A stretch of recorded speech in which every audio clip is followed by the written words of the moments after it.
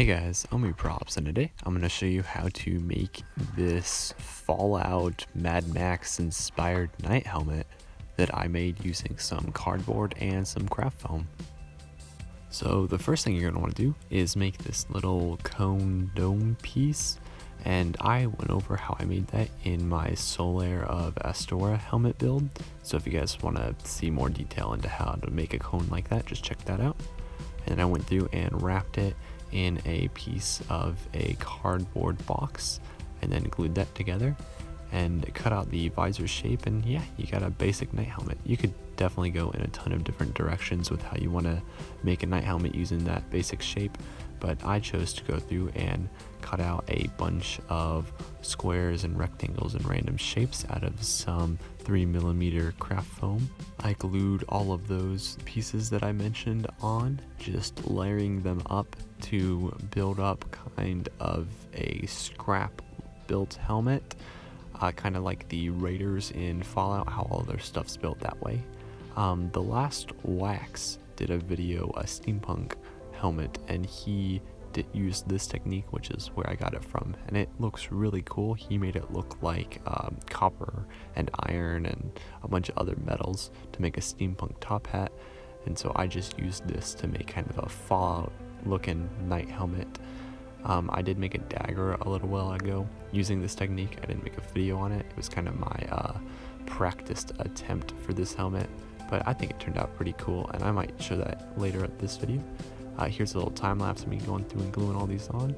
I didn't really focus too much on how much I put in places. I just wanted to kind of cover the whole helmet up with this, and so I did that. You want to make sure that all of the pieces are just different shapes and stuff so that it looks a little more thrown together. I then went through and used some hot glue to add some weld lines to the thing, just to kind of show that some of the pieces were welded on. I did end up going through and adding a few more like fastener type things, which I'll show later on, but I did use hot glue for a majority of it just because it looks a lot more scrappy than like nuts and stuff. So that's what I went with. You can always go with something else if you end up making this.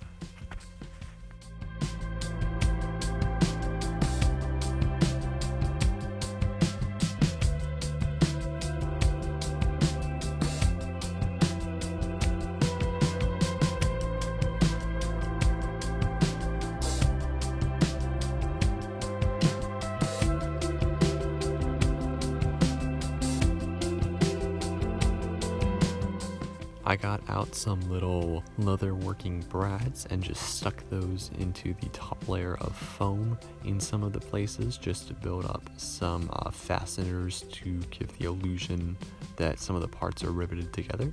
I also went through and like drilled some holes in some parts to also give that illusion of some other form of fastener other than the hot glue that I used.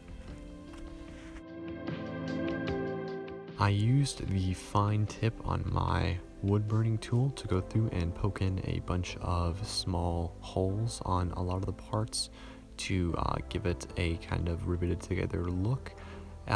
Instead of being raised, these are obviously recessed, but overall I really liked how that turned out.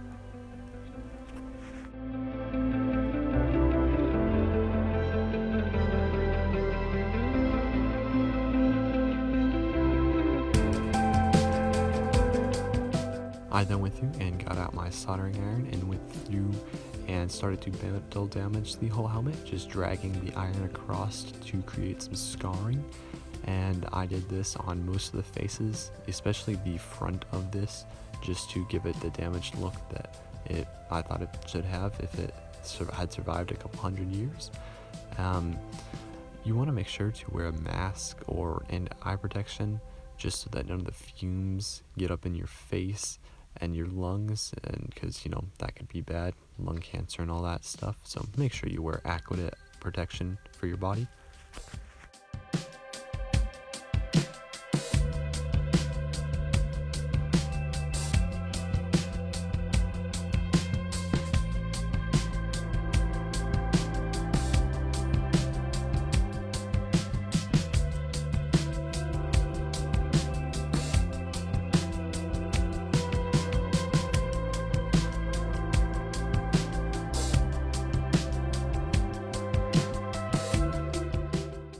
I then went through and stippled on some Mod Podge over the whole helmet.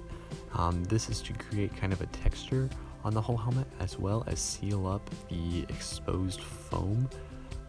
If you could do a heat pass with like a heat gun or something, but until this video I didn't have one. I bought one actually just a few days ago, so fun stuff. And then I went through and coated it in a few more layers of Mod Podge just to seal up everything, also hitting it with a piece of foam just to give it kind of a grungy texture.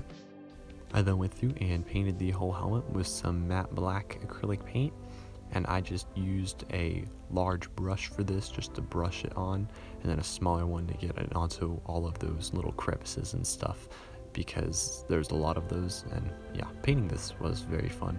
It's pretty satisfying to see this whole mismatched thing come together into one solid unifying color. This did take like 3 or 4 coats of paint to get it covered, just because there's so many different colors of the foam.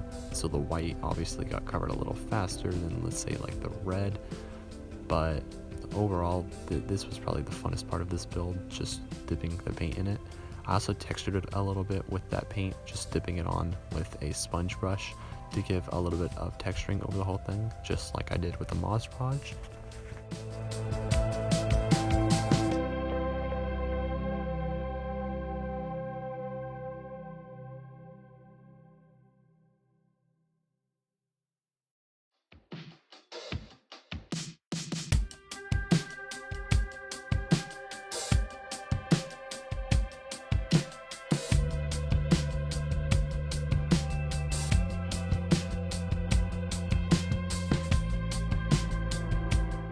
I then went through and got out my homemade silver paint, which is just black acrylic paint mixed with some vibrant silver mica powders, and it just creates this really concentrated silver color.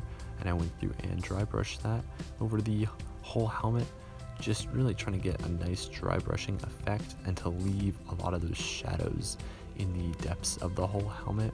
And I think that ended up going pretty well. There was some areas which I dry brushed a little heavy, but nothing a black wash couldn't fix. And I just sponged this over the whole helmet just to continue giving it that nice texture that I had built up. The dry brushing also helps bring out that texture, just because you don't have a lot of paint to get into those deep areas, and so you highlight the higher up areas, and that just gives the illusion of a shadow in those deep areas. And yeah, I think it turned out pretty nice. I didn't record a lot of me doing this just because it's a pretty time consuming process, but you know, you'll see the finished result in a bit.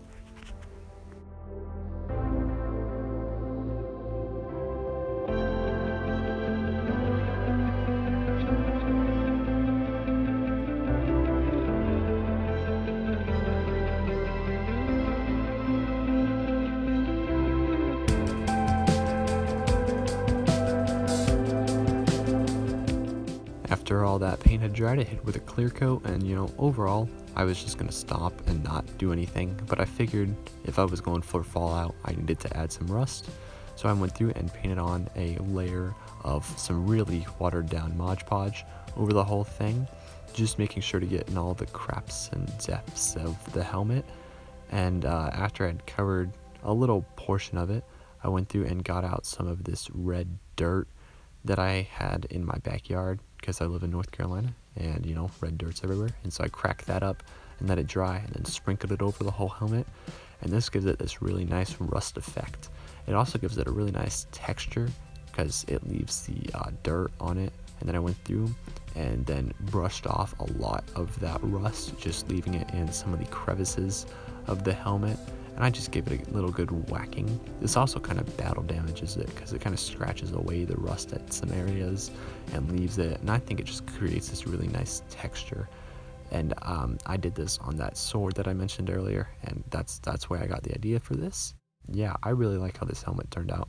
I put in a little piece of mesh in front of the visor just to conceal my eyes, but overall I'm super pleased with this whole thing. I really like how everything from the weathering to the paint to everything turned out.